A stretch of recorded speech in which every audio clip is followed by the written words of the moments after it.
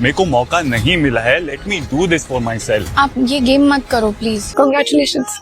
I hope you're happy. Little me, he deserved it more than me. मैं जीतना चाहती हूँ, मैं फाइनलिस्ट बनना चाहती हूँ। हर्षद, तुमने ये कैसे कर दिया? तुमने उसको लिटरली 3 घंटे गिल्ट में डाला है, इसलिए वो ये सब करके गया है। वो उन्होंने ये इसलिए किया क्योंकि वो इस गिल्ट में रह नहीं पाते कि उनकी वजह से मैं चली गई। शिवांगी को फाइनलिस्ट बना सकते हो जैसे, और मेरे साथ डोमिनेट होकर बाहर आ सकते हो। आज जैसे आपने इनका मुखौटा देखा ना, हर्षद के टाइम पे कैसे फटा, ये इनकी रियल पर्सनालिटी है। शिवांगी ने कभी आके मुझसे ये नहीं कहा कि आप मेरी जगह हर्षद को बचाना। तो लॉकअप के रीसेंट एपिसोड में ऐसा क्या हो गया कि जिस शिवांगी जोशी को लोग स्वीट और सॉफ्ट स्पोकन समझते थे, अभी उसको एरोगेंट एंड सेल्फिश का टैग दिया जा रहा है। क्या वाकई उसने हर्षद चोपड़ा को सिर्फ इस गेम में यूज किया है आगे बढ़ने के लिए? And the moment Harshad Chopra ने खुद के लिए गेम खेलना शुरू कर दिया, उसकी रियल पर्सनैलिटी बाहर आ गई। और इतना ही नहीं, शिवांगी जोशी के कुछ एक्स को स्टार्स ने भी उन्हें एक्सपोज करते हुए क्या कुछ कहा है, इस सब पर बात करें उससे पहले आप चैनल को सब्सक्राइब जरूर से कर लेना। तो लॉकअप का फिनाले काफी ज्यादा नियर है, तो ऑफ कोर्स फाइनलिस्ट बनने के टास्क भी शुरू हो चुके हैं। और ऐसे ही एक टास्क चल रहा था जहां पर सारे कंटेस्टेंट्स को डिसाइड करना था कि कौन सा कंटेस्टेंट फाइनलिस्ट बनेगा। अब कुछ और एडवांटेजेस भी ऑफर किए जाते हैं, जिस वजह से श्रेया कालरा, योगेश तो बाहर हो जाते हैं, जिसके बाद बाकी के बचे कंटेस्टेंट्स भी धीरे धीरे उठकर जाने लगते हैं, लेकिन बचते हैं एंड में शिवांगी जोशी और हर्षद चोपड़ा। अब ये पूरे टास्क को देखकर ना ऑडियंस का ये कहना था कि क्लियरली देखकर पता चल रहा है कि शिवांगी जोशी को फर्स्ट फाइनलिस्ट बनाने के लिए ये पूरा टास्क डिजाइन किया गया था। अब क्योंकि हर्षद चोपड़ा का जो बिहेवियर रहा है शिवांगी को लेकर ये पूरे शो में, जिसको लेकर उन्हें अगेन एंड अगेन क्वेश्चन तो किया गया है, लेकिन सबको यही एक्सपेक्टेड था कि वो अपनी प्लेस छोड़ देंगे और शिवांगी फाइनलिस्ट बन जाएंगी।